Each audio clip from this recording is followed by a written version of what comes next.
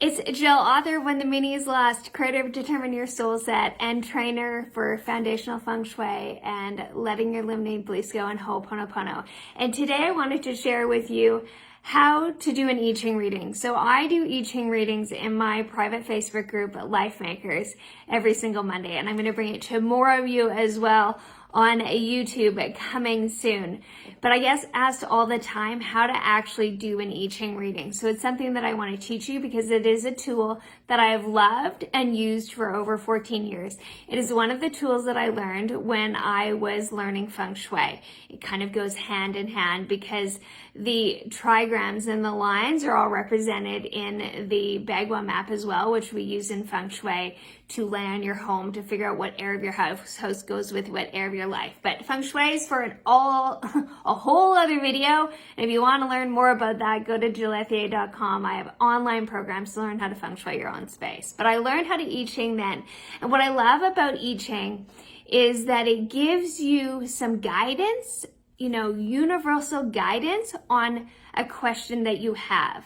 And it's not like using dowsing rods or a pendulum that you can influence, right? The I Ching reading is less influenced by your energy, and so I feel like it's kind of one of the more accurate ones to give. You can also read a little deeper into it, which I love too, and so it is something that I use on a regular basis. So every Monday in my Facebook group, we talk about the universal energy and what it is for the week, but you can also ask your I Ching book, like the I Ching in general, any questions. So you want it to be a yes or no question. You want it to be a clear question, or you want to ask for guidance for something. Okay, so each week I ask for guidance for the group, right? I will ask for guidance on, a decision that I'm making with regards to my business. If we're making a good purchase, right? I'll ask for guidance on that. So you want it to be like there's this yes or no answer to the question, because it has to be clear in order for you to get a clear reading. Right? So that is really important when you're doing an I Ching reading. I'm going to show you the I Ching book that I love. This is the one that I've been using. It's Wu Wei. I got it forever ago from like our local Indigo. I really like it. I really like the readings. They're very clear. You understand what you need to do. I enjoy that. I also have this I Ching book. It's a little bit harder to find.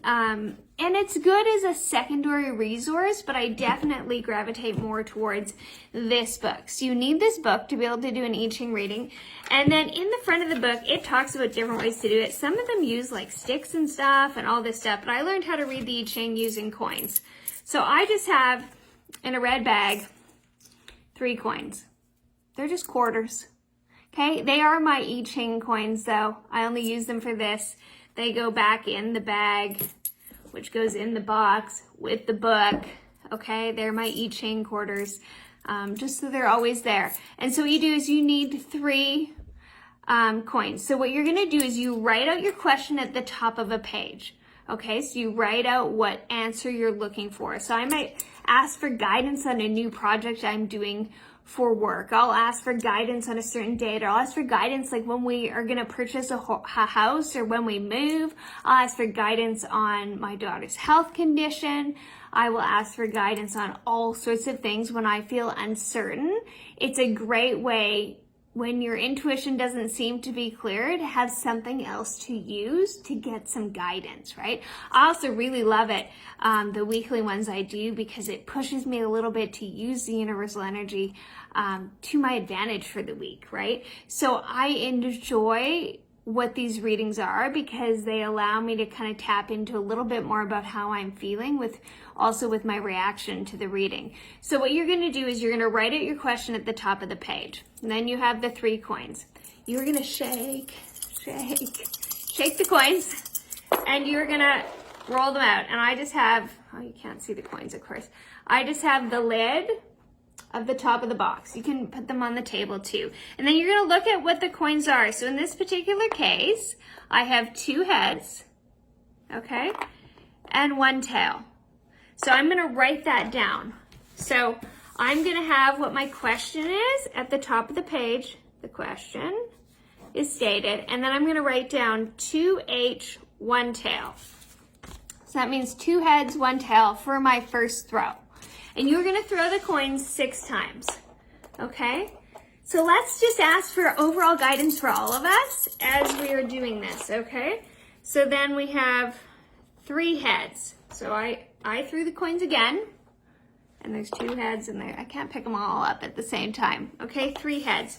So then I put 3H, okay? And then I'm just gonna do that. And now this time I have 2 heads and 1 tail. The 4th throw, I have 1 head and 2 tails, okay? And then I have 2 heads and 1 tail. 1, 2, 3, 4, 5. This is my final throw, okay? I have 1 head and 2 tails. So then it looks like this, okay? Now, these are your throws in order from 1, 2, 3, 4, 5, 6. Now, the interesting thing about the I Ching is your final throw becomes your first line, okay? So then this actually goes to the top, and then the 5th throw becomes the second line, okay? So this is the big thing to remember. And eventually you won't have to rewrite them. You'll just go straight to what it is, but I'll show you, okay? So the final throw became the first line in the reading. The 5th throw became the second line. The 4th throw became the third line, right? And it goes on. And then the first throw you made is actually the final line, okay? So now you have 1 head, 2 tails, 2 heads, 1 tail, 1 head, 2 tails. So you have the reading. Now, this is the part you need to like screenshot or write down, pause and write down, okay? And I think it might be backwards, but anyways, when you have a line that's 1 head plus 2 tails, it equals a 7, which you don't need to know, but it's a solid line, okay? When you throw 3 tails or 3 heads, they are both lines that change. So 3 tails is a broken line, and then it changes to a solid line, okay? 3 heads is a solid line with a circle in the middle that changes to a broken line. And then 2 heads and 1 tail is a broken line. You just have to memorize this. You guys, I have this in the front of my book, okay? I just like wrote it down as reference. Obviously I know it now, but I wrote it down, okay? So now we'll go, if we have as our first throw, 1 head, or as our first line, I guess, 1 head, 2 tails, okay? 1 head, 2 tails. 1 head, 2 tails, that is a solid line. So beside that, I'm gonna put a solid line. Then I have 2 heads, 1 tail. 2 heads, 1 tail is a broken line. I'm gonna put a broken line, okay?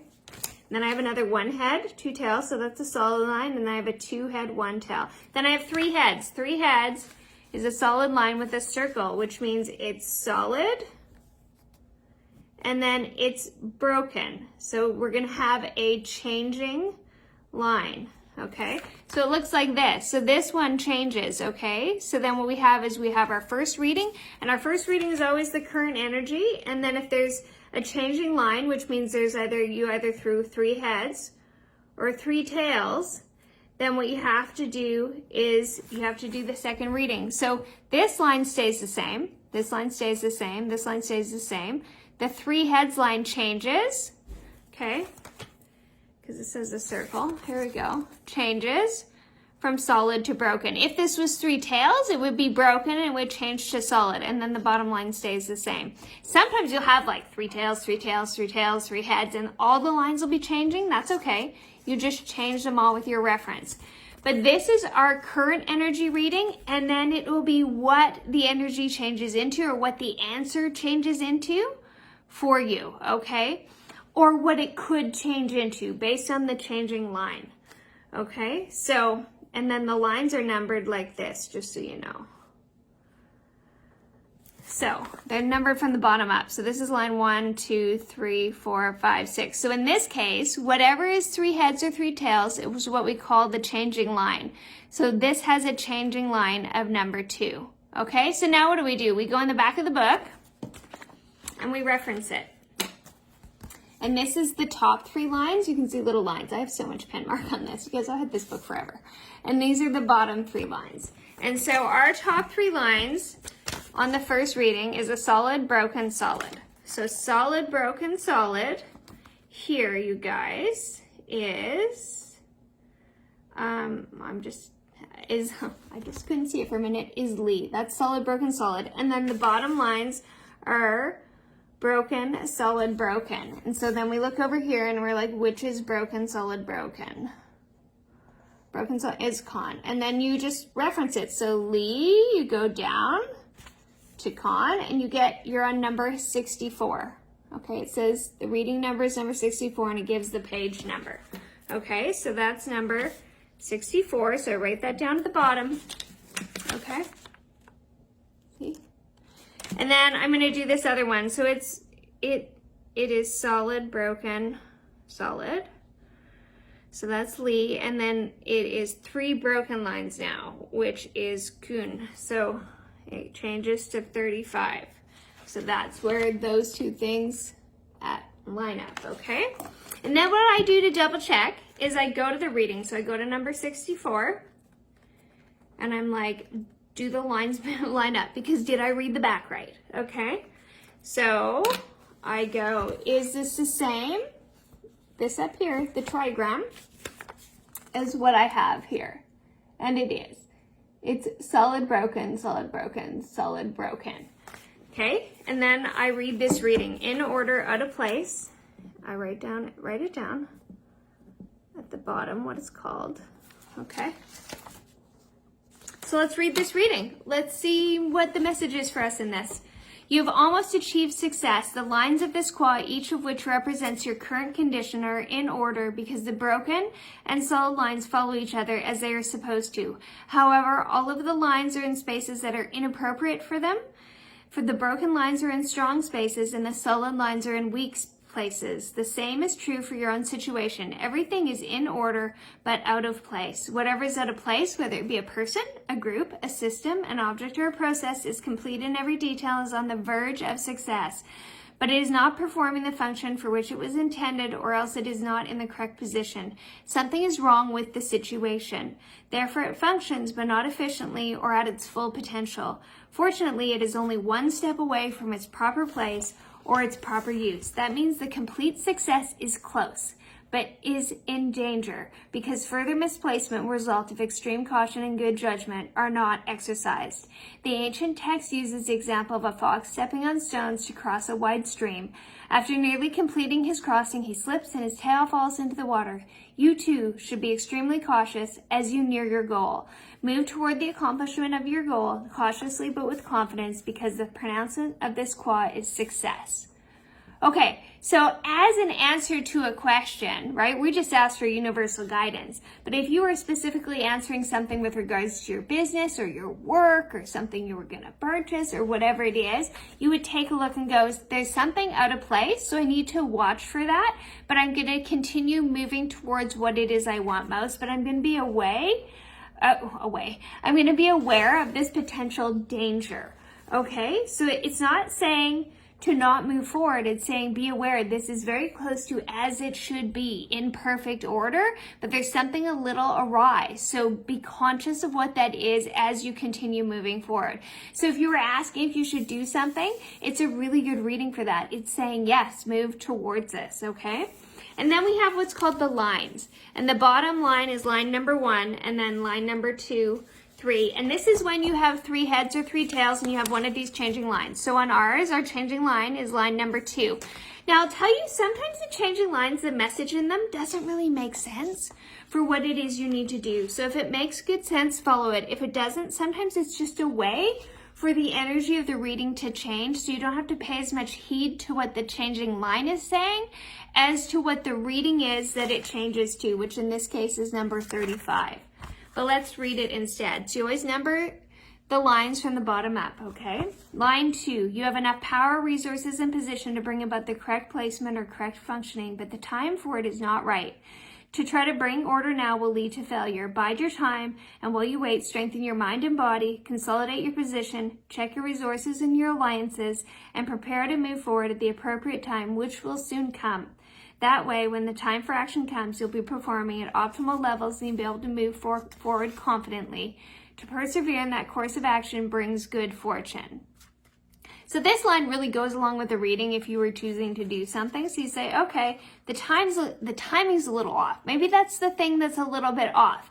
So I'm going to do these things. I'm going to strengthen my mind and body, consolidate my position, check my resources, prepare to move forward, and the time will come. So it's very clear on what it is you need to do. And then this changes, the energy changes to great progress.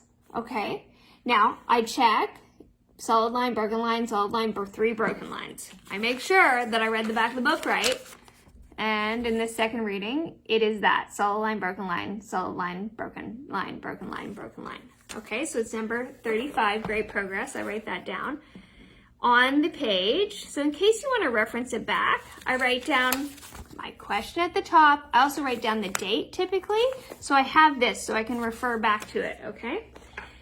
And what does this say? This is a wonderful time when the light force is powerfully in the ascendancy. The coupling of expansion and great clarity in this qua, which is symbolized by the sun blazing down on the earth and spreading its life-giving rays, brings tremendous forward progress.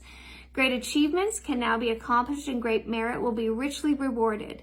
If you're part of a group, be loyal and generous, share the credit for your accomplishments, overlook the faults of others, and forgive even intentional violations. By bringing a benefit to your friends or associates, you too will be well rewarded. In this time of great progress, do nothing to disturb the upward spiral of your success. Rather be like the sun at midday, shine brightly, give generously, and enjoy your rapid, easy progress. As always, if you follow the path of the superior person and act out of honor, thoughtfulness, and kindness, all that you seek will come to you easily, marvelously, and in complete fullness.